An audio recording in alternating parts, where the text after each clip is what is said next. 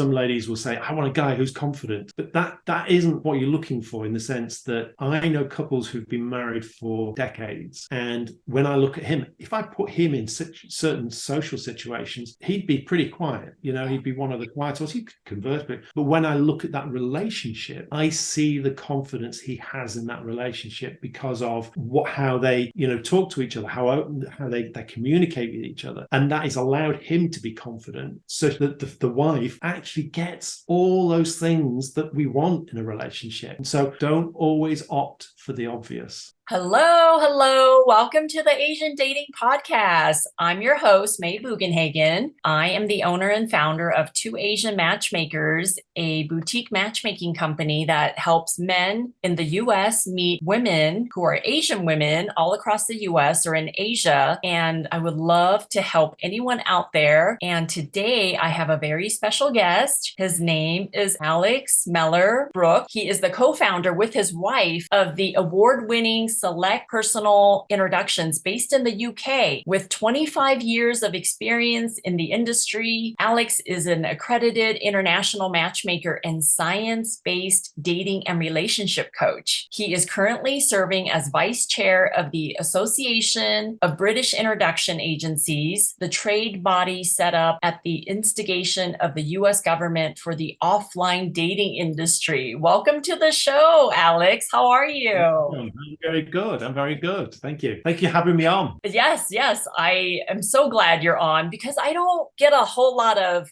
male guests, but I'm just curious, how do you succeed in a female dominated industry? How is it being a male matchmaker? What's that about?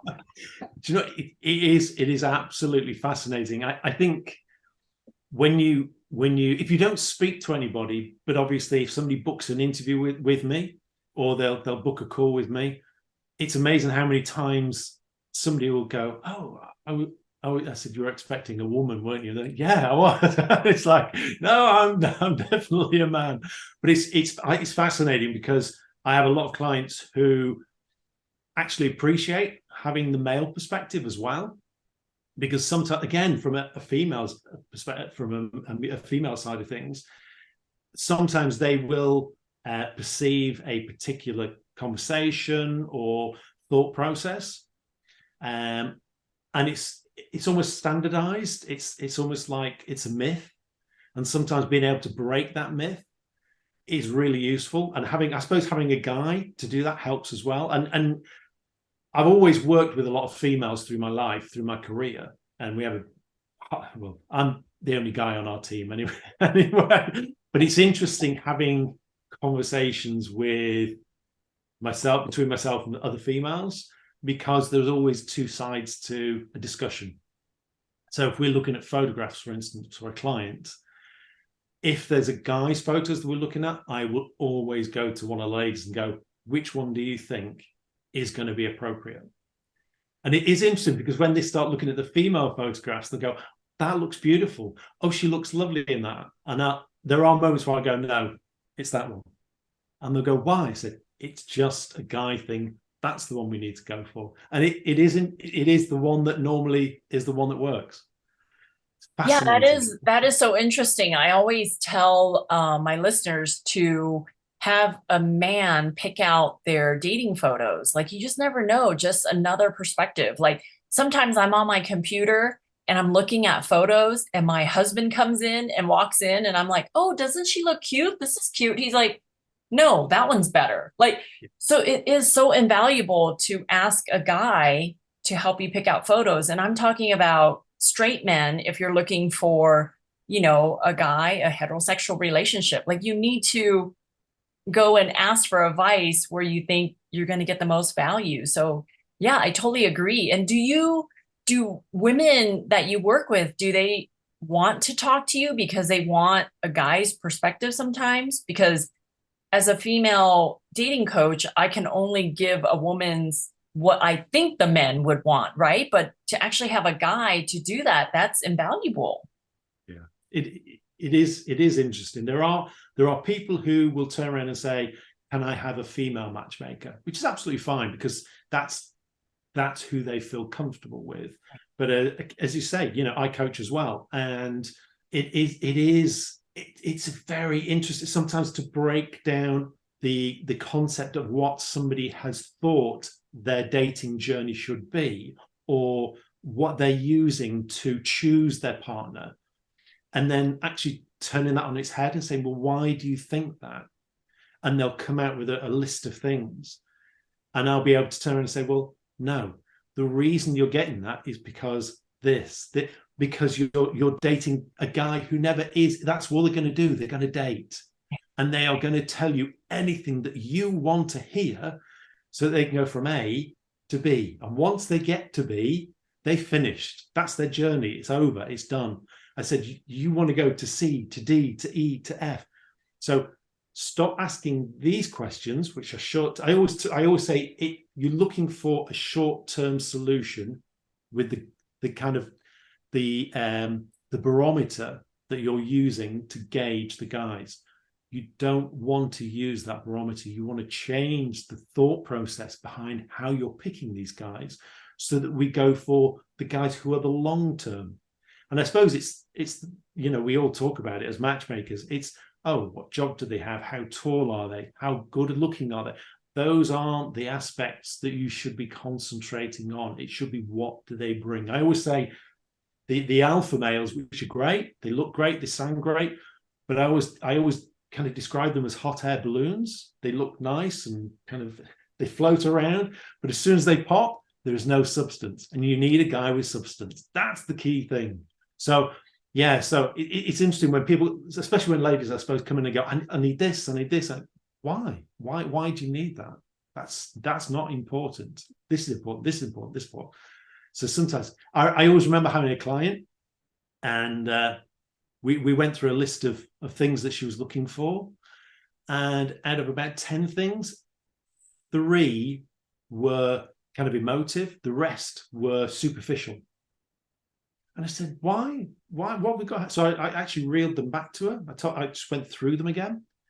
I said, who is this person? There's somebody you have. And she went, oh my God, that's my ex. So literally the list that she had for her future partner was, she had this list, and it was her ex-partner. It was her ex-husband that she was trying to replicate. And it was like, right, we need to scrap this, and we need to change your thought process. So it is fascinating. It's fascinating when people look at things, and there is that difference. There is a different thought process. And that's why we try to mix it up at Select, in the sense of, we try to get the ladies involved, the guys, me involved as a guy, and look at things from different angles, which really helps. Photos and other aspects as well. And feedback. When you look at feedback, how is that perception? So I can speak to guys sometimes, and it is interesting, the conversations that I have with guys, because I think they drop their guard a little bit with me, and they will have a particular conversation with me that they would not have had with maybe one of the female matchmakers, which is fascinating. So what's an example of that? What's an example of a gentleman coming to you and giving date feedback that you're like, this is good information. This would be. Some of it isn't good. It's just very direct information. And you realize actually what they're using to gauge females on. So sometimes it's more of a physical nature, maybe, or an attractive nature, but it's it's not as sugar-coated. So you get a more direct kind of response. But then obviously you have to turn around and go, yeah, but if you go down that route, you end up in the same scenario that you were before. So you learn why guys will use maybe dating apps and Instagram, and it's for a particular reason. I remember I had a male client that came to me whose sister lived in London. Now, I'm in the north of the UK, so we're a real friendly bunch. London, a little bit more closed off. You kind of get to where you're going and keep your head down and keep moving. And when he came to us, we would talk about his sister, who's younger than him. She's about 23, but he has actually paid for her to go to a matchmaker. And the reason he did it, she was going on the apps, and he went, no, I have friends who use apps, and I know exactly why they're using them, how they use them, and how they use the women on the apps. And he says, no, you're not going to do that. I will pay for you to go to a matchmaker, and they will find you somebody that they vetted, they've interviewed, they know is looking for a relationship, and do it that way. And it's fascinating. So he thinks that people go on apps just for hookups. So he didn't want his sister to. His friends he went off what he learns from his friends and why they use apps. I suppose apps in the UK, why people use apps in the UK might be slightly different to the US. I'm not sure. I hear different conversations. I know at the moment a lot of people in the UK are struggling with apps, and I always talk about the diversity of people who use them. So it's not the app itself; it's just who's using it, and it's trying to get above that noise. So you do have people who want relationships, yeah, they're in there, but also it's mixed in with people who just want to date. Whether they've come out of that long-term relationship, they might not want the boundaries of having a relationship, the ties of having a relationship, because it is a commitment. They just want to go out and enjoy themselves. There are other people who just are on there for hookups. Right. There are married people. I had a guy who literally used one of the well-known UK ones, and in 1 week he said they attempted a fraudulent kind of process. They were trying to get him off the app, and he was like, what is going on? And he just clocked it straight away from some of the warnings that had been put out, so he closed that down. Then you have people who are addicted to kind of dating. I spoke to one guy about it. He found out what I did, and we were having a conversation. And I turned around. He was dating somebody every week or two, different, and he was just dating. And he'd been doing that for 2-3 years. And I said, could you stop and actually meet somebody properly? And he went, why? Right. Why would I want to? I said, well, you might want to build a relationship, and how? He went, no, I like just dating different people. I said, could you stop? And he literally stopped. He went, no, I don't think I could.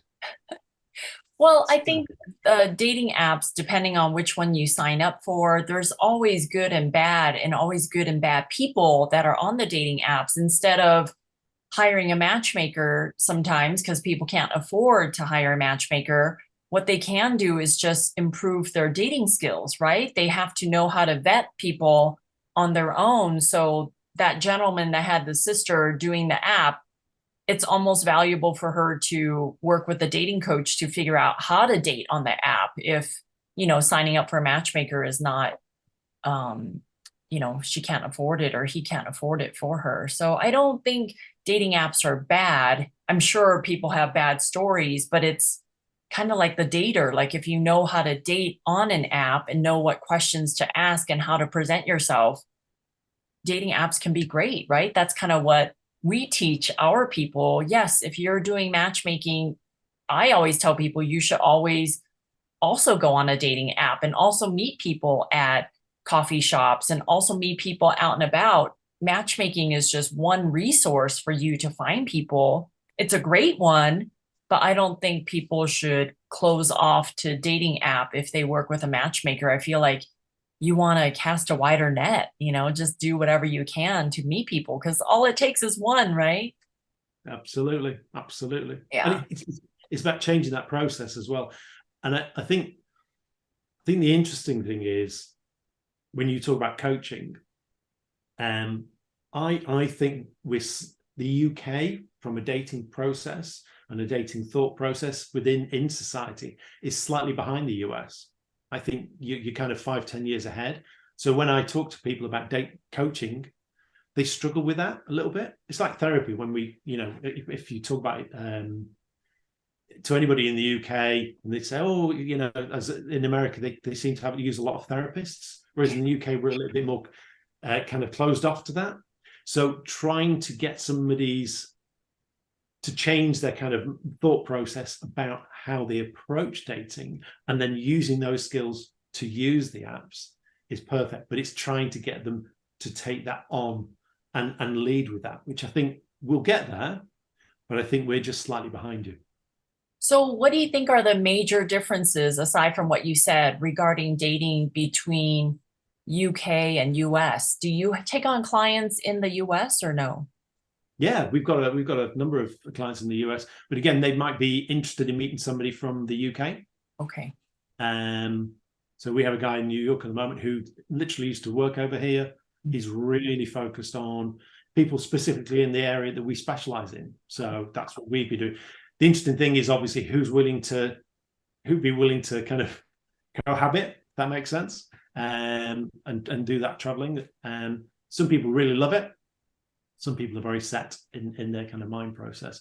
I was speaking, I mean, I suppose travel is one of the big things in the UK, in the sense of if somebody has to travel 2 hours, they're kind of like, really? 2 hours? And I remember we had a client who was American, and she used to laugh at this. She said, you literally had to travel an hour to get to the nearest shops where she was. So she said 2 hours. 2 hours is nothing. And you mentioned that in the UK, and it was like, oh my gosh, it's like worst thing ever. So is distance really important to a single person looking for love in the UK? Like they're more closed-minded with that versus someone in the US, do you think? What are your thoughts on that? Yeah, I think because if you think about it, our population is probably more densely populated. We do have areas that aren't. It's like, if we have a client, say, in the countryside, and if they kind of put a time restriction on kind of on where they want to look, and the kind of response that you're kind of almost looking at coming back with is, well, there's you and the sheep, so we might need to go a little bit further than what you're saying, just to kind of get some human beings involved there. So but yeah, I mean, do you find that as a matchmaker in the US that people are a lot more open to travel? It depends. I mean, especially during the pandemic, people were very open, did a lot of Zoom calls, did a lot of different things like that, and people can work remotely anywhere now. So that has opened up a lot more options. But I also try not to take on a male client if they are so closed off on distance. If they're already giving me, age range and height or education level, and they want kids, it's like, okay, then you better open up your geographical location. So it just really depends. But I find that a lot of the men that I work with, let's say they sign up and they're in Chicago, they are open to meeting women all across the US, sometimes in Asia, if they've been there before or that they think it's something unique and something different. But if someone lives in the countryside, I say you have to be open to everyone, because I can't find people, 100 miles from you, because that would be tough. So they just get more options if they're open on distance. And plus, here, everyone has a car, right? A lot of people drive. So maybe driving 2 hours away or even 4 hours away is no big deal. So, but again, it really depends on the person. But their chances of finding love is greater if they open their minds a little bit with the distance. I mean, I did not think I was going to be in a long distance relationship, Los Angeles to New Orleans, for a year before my husband and I settled down. I mean, we dated long distance for a year. So when people say, I don't want to drive an hour away to see somebody, I'm like, okay, like you're really being closed off. Yeah, it is interesting, isn't it? It's that list of, well, what is the most important thing? Prioritize what is the thing that drives you to find somebody. The test that I sometimes use with people, it's like if you turn around to somebody and said, okay, if your house was going to disappear now, you've got 5 seconds or 10 seconds or 30 seconds to pick 3 things out of that house you're going to take with you. What would you take?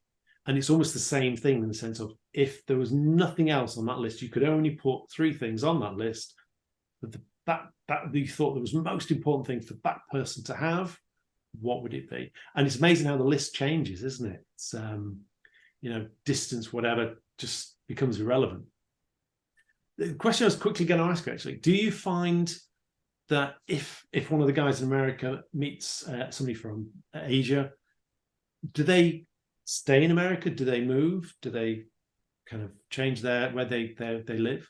Usually the women relocate here. The men that I work with have great jobs, great lives. They're ready to start a family. So they're open to women who are looking to relocate here. So usually the women in Asia who are open to dating Western men know that, okay, I'm the one that has to go to the US. It's very seldom the women are like, no, I only want to date a guy and he has to move here to China or to Thailand. Like that's not very popular, at least with the women that I work with. So, yeah, the men are looking for women to relocate here. And a lot of times, I have men who are pretty accomplished and successful that they're only looking for women in the US, but they're only looking for women to relocate to them, like to Denver or to Los Angeles or San Francisco. So that's why it's also so important for me to take on guys that live in places that women want to relocate to, right? Otherwise, you better have a nice house or something to draw them in, or maybe you're 30 minutes from the big city. That's okay too. But yeah, I normally deal with men who are pretty successful and accomplished. So all they're missing in their lives is a partner and they want her to relocate to him. So if they meet someone in Asia, it's usually getting to know them on WeChat, get to know them first on videos and phone calls, and then they have to work on getting the visas to come here. So it's a big process. But the good thing is if the guy works with us at Two Asian Matchmakers, they know these women aren't scamming them. Like a lot of these apps have major scams where they're like, oh, can you send me money to do this? Send me money to do that. And they don't want to do a video call because it might not be that woman that you think you're talking to. So yeah. Yeah. That's the hard. I think that's the hard thing, isn't it? It's the not knowing. And that's the beauty of what we do, I suppose, in the sense of we can. I mean, if we think about it, if we go back generations, you would live in a community and somebody would introduce you and they'd almost know that person. So you kind of had that conversation and that kind of, yeah, this person's okay. They're legit and they want to meet and this is the kind of background, which helps. But we don't have that anymore. It's kind of, as we move globally, it kind of thins out a little bit. So you don't know who it is, whether they're real, whether they're not, what do they want. And that makes it. I suppose that adds to the anxiety that we can see in some of the clients nowadays. And I think the pandemic's brought that in as well. It's that kind of, people don't want to make mistakes. People are a little. I mean, with people working from home now, we find people have lost a little bit of those social skills. Even coaches, I've spoken to coaches before now, and they're going, this is really hard getting back into doing some of these presentations off Zoom and doing them facially, standing up in front of people because of the anxiety that we kind of go through. And help. And I suppose that's where the coaching comes in as well, in helping people flex those muscles. I always say it's about flexing your muscles, social skills, and getting you opening up with conversation so you can do that calmly, confidently, so that it creates that bond. It moves that date forward to the second date, the third date. So it's interesting how dating has changed even in the last kind of 5 years. It does change. You see it changing. We've been doing this, or I've been doing it for 25 years with my wife, and we started just as online came on, and we saw how that had an impact on dating, and then social media came on board, then the apps came on board. So they all have influenced each other, and now you have the metaverse that's kind of sneaking around in AI, and you're going, where's it going to go next?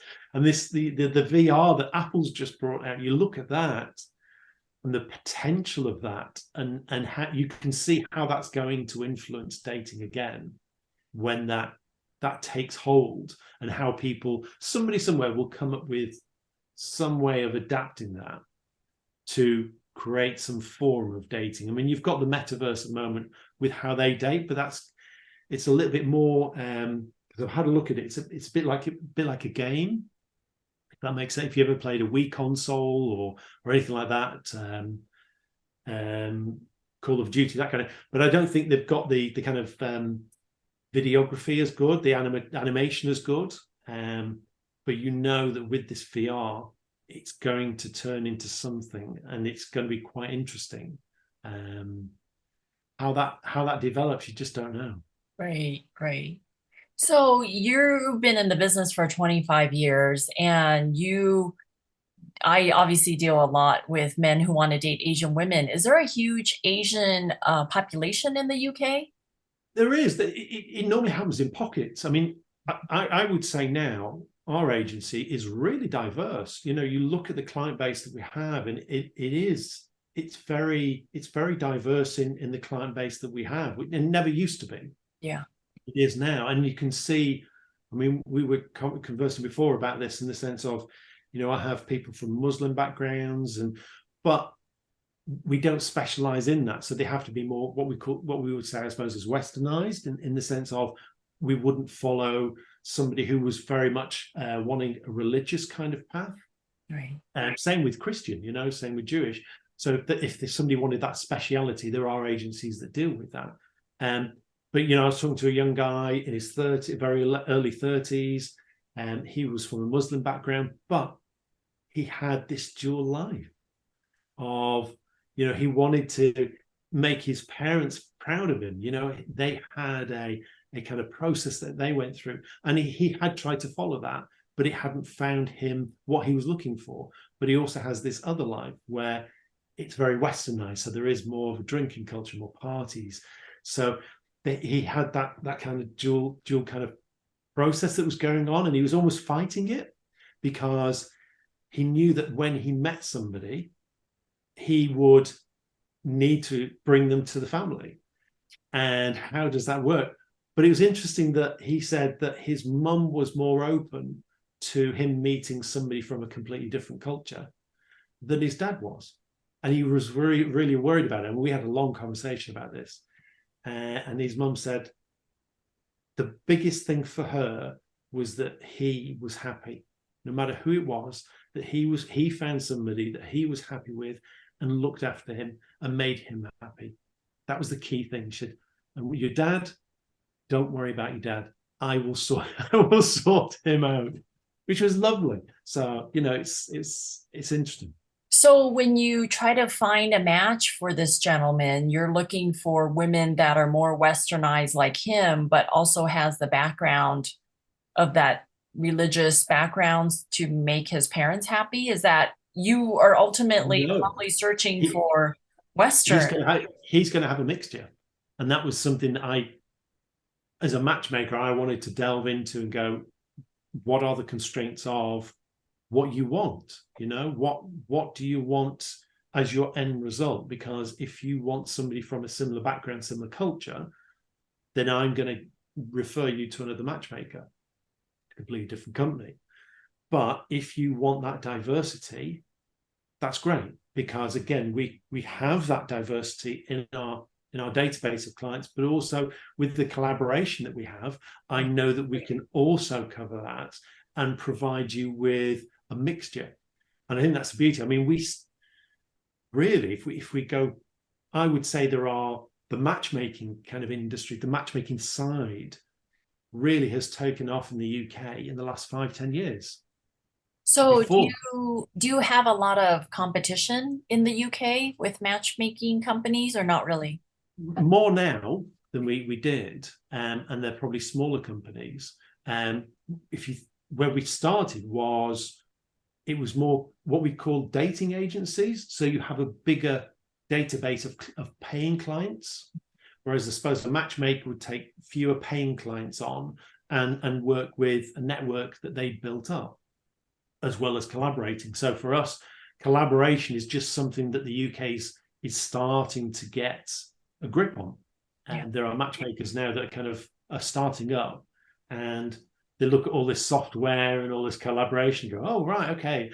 But they're starting this. They go, why isn't this doing this? Or why isn't this doing that? It's like, if we go back 10 years, this is incredible. You know, it's like the software that we talk about, and people go, well, why doesn't it do this and do that? And it's like, well, I remember when we started, we took what we call a CRM and we cobbled it together. I mean, it was used for something completely different, but we adapted it so that it worked for us.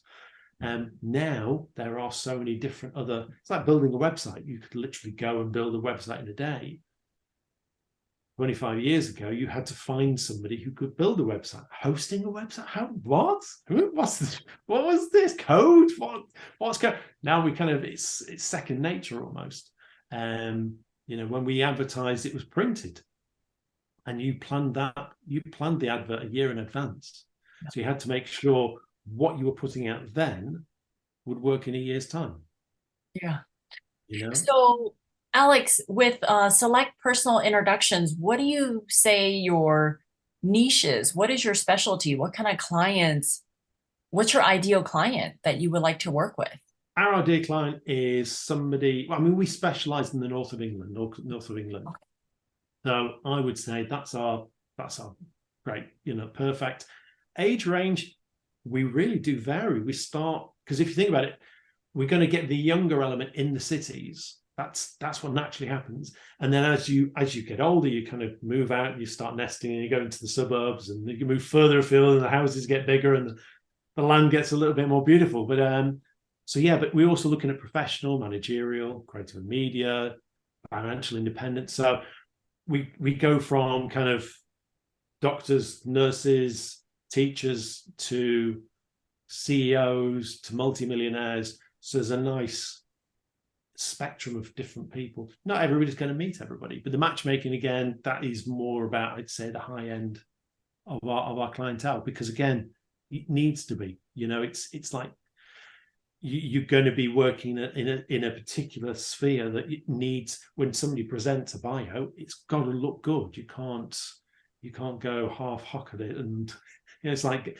when you look at guys' profiles on the internet, you can see copy paste, repeat. It's like a long list. I mean, this is the difference, I suppose, sometimes between men and women. So you get more of a creative side from a lady when she fills any information out. Guys, you get lists, you get bullet points.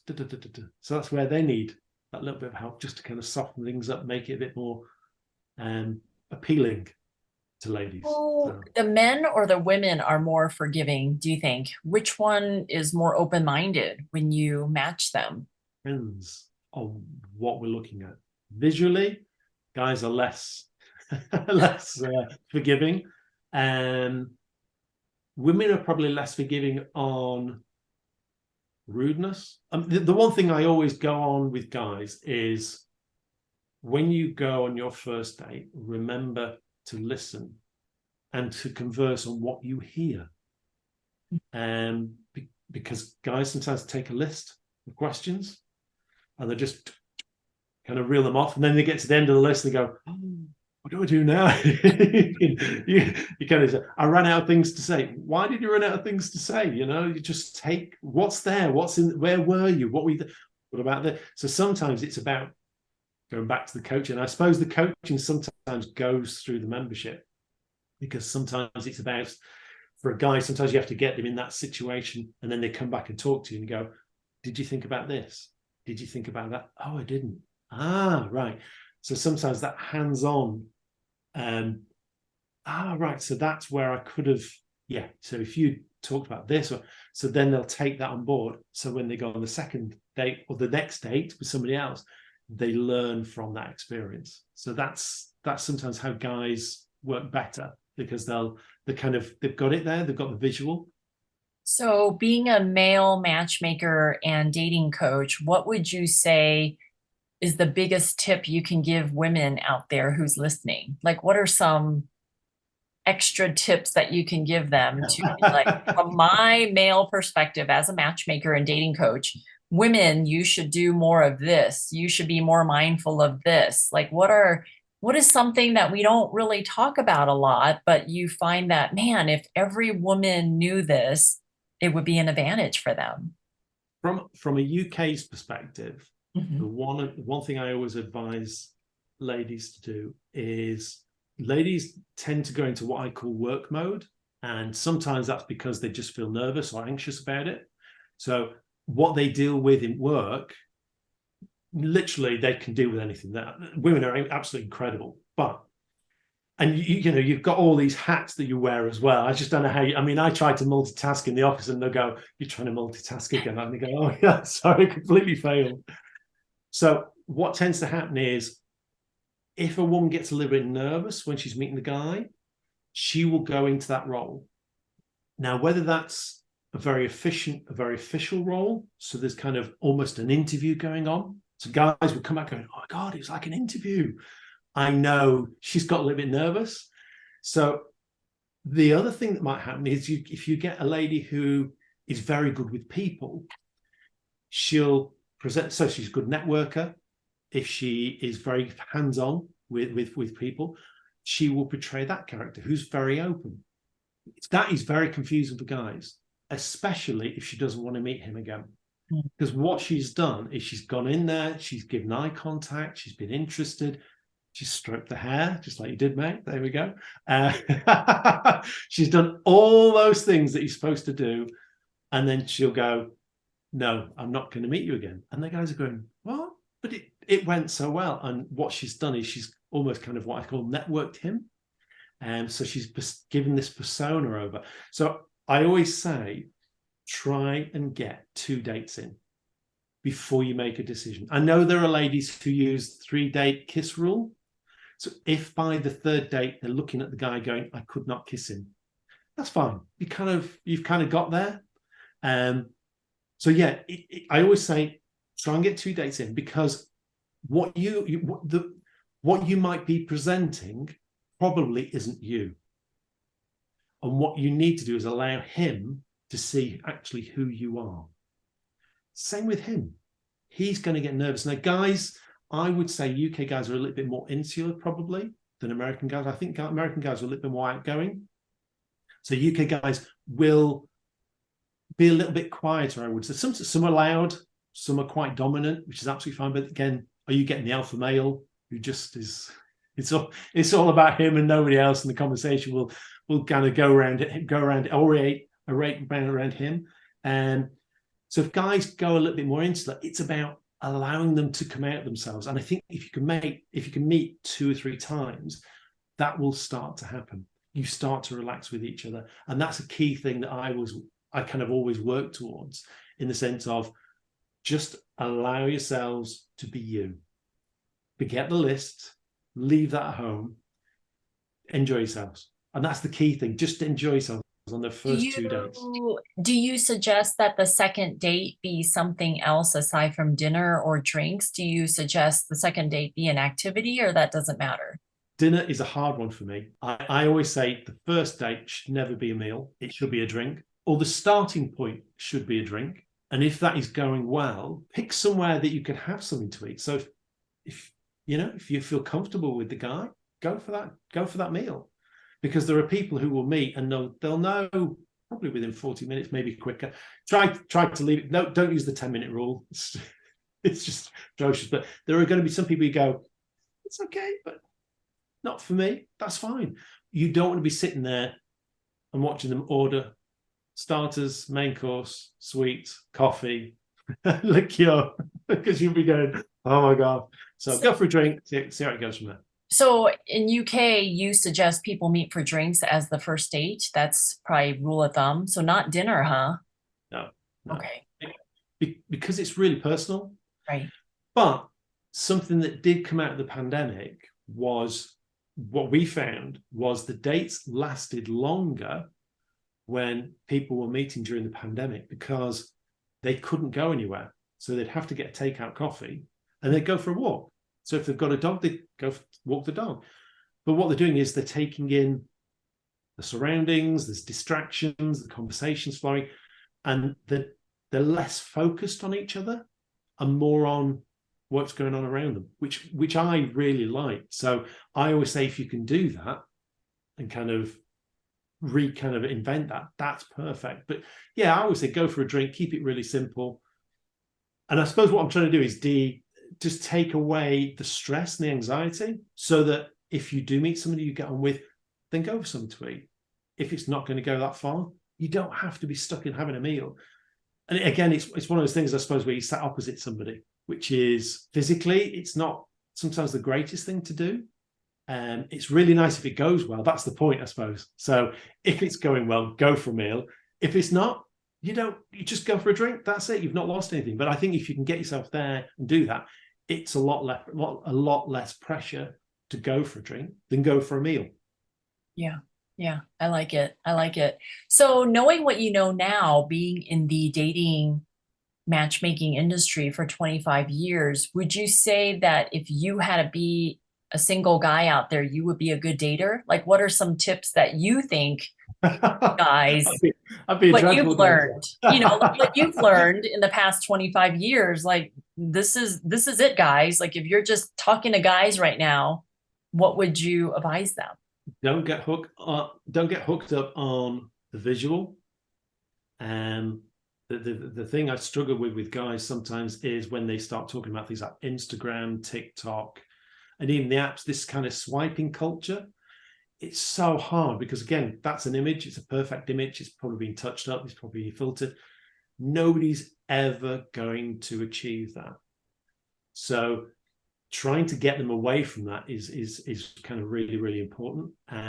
It's almost like trying to get them into a situation where they're not focused on the visual. They're not concentrating on it, and almost not even concentrating on dating, but just enjoying but focusing on the listening and conversing. And that will help them. The people who don't do that, they fall flat. And it's about picking up on that. And it's about paying compliments. Again, for some guys, it's hard in the sense of, I remember speaking to one of the guys who was going on dates, told him not to go for meals. He was going out for meals. And he was paying for the meals because he said, that's what I want to do. But it got to a point where he'd been on so many dates and paid for the meals. He'd actually spent more money on the meals than he'd had with membership with us. And he said, and I said, this is now, I can hear it, that it's become a point. It's become a block for you. And I said, because you're going out on these meals, you're going out on these dates, going for the meals, paying for the meals, and then it's not going any further. It's creating an issue. So that's where I had to kind of change his mindset and go, right, go for a drink. If it goes for a meal, it's because it's going further, which is great. It's because you've met a couple of times. It's because you want to learn about each other. So again, that's why I go back to going for drinks. But yeah, guys, keep it simple. Don't talk about the ex. Ask questions. Listen. It's not, I think the hard thing for guys is they don't have a great network. They don't have a great network of friends. If they do, great. It's a very different kind of banter or conversation. Whereas ladies, you'll kind of talk to girlfriends, you'll talk about so many different issues, your feedback, you converse. Guys don't get that. And I think that's why guys struggle with loneliness. And again, it's something that's quite big. And I don't know what it's like in the States, but in the UK, it's something we're really, really addressing at the moment. And we're trying to get guys to open up a lot more, because they don't. And again, sometimes that's why having that conversation with a male's matchmaker, it does open that conversation. It breaks down barriers sometimes that they can converse with somebody. And I suppose my conversation would be very different to maybe one of their friends' conversations. In the sense they're a bit more laddie, jokey, come on, get over it kind of thing. It's kind of that kind of more manly kind of conversation, and they kind of cut it down. Whereas actually there needs to be a two-way conversation. You need to kind of draw that information out of them so that when they meet the female or the lady they're going to meet, they don't have to think, oh, I've got to have this conversation now, and this kind of almost verbal diarrhea comes out. So I think that's a good point, Alex, that you brought up, that men don't have these relationships where they're talking all the time like how women are. Like, we're easily pick up the phone and just chit chat about nothing, about our day, about our errands that we ran and things like that. So I feel like a good lesson for women, or a good tip for women, is like, be more forgiving with men on the date with conversation, because men don't have the social network and all that chit-chatting that women do. So if he is a little awkward on the date and doesn't pick up on the fact that he should be asking questions, then the woman should make statements and then ask the man, like, I love this movie I just saw the other day.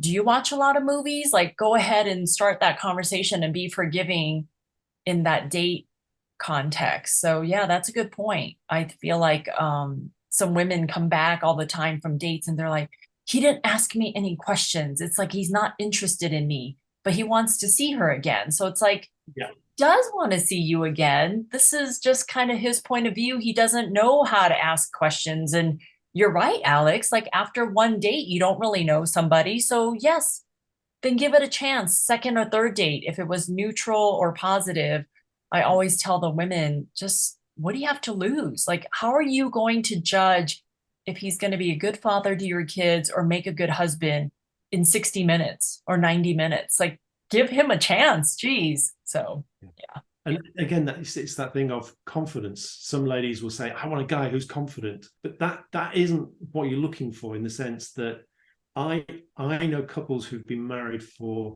decades, and when I look at him, if I put him in certain social situations, he'd be pretty quiet. You know, he'd be one of the quiet ones. He could converse, but when I look at that relationship, I see the confidence he has in that relationship because of how they, you know, talk to each other, how they communicate with each other, and that has allowed him to be confident, so that the wife actually gets all those things that we want in a relationship, and that's really important. So don't always opt for the obvious. That's the key thing, and it really is important that you allow him to communicate, because again, he doesn't know how you communicate. He literally, if you know, who does he have in his kind of network? Well, he's probably got his mum who tells him what to do, and he might have sisters probably who tell him what to do.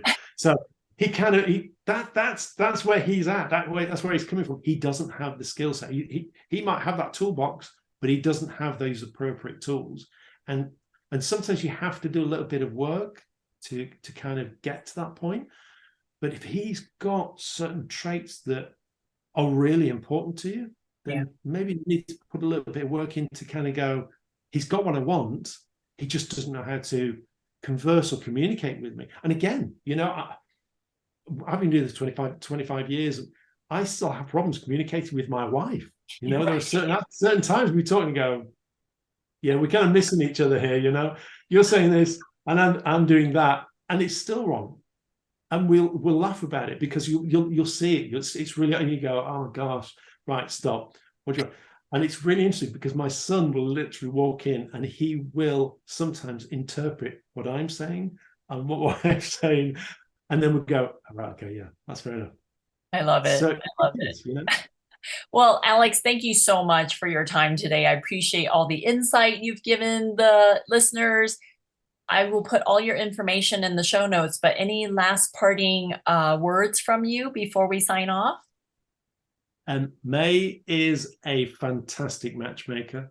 So if you are interested in her service, I highly recommend it. I really, really do. She's honestly, within the industry that we work, she's highly regarded. She really, really is as a matchmaker. So if you're seriously looking, this is the lady you need to speak to, see if she can help you. But again, any points that we've raised, take on board, please, because obviously it's a different thought process. It's a different way of looking at it. And enjoy yourselves. That's the key thing. Enjoy yourselves and don't go for the obvious. Don't go for the obvious. Okay. All right, everybody. Thank you so much for joining me today. And women, love for you to fill out a profile with me so I know how to find you. And men, if you're out there all across the US and want to meet a lovely Asian woman, please contact me at 2asianmatchmakers.com. And Alex, thank you so much for joining me today. And I will talk to you guys later. Bye. Bye.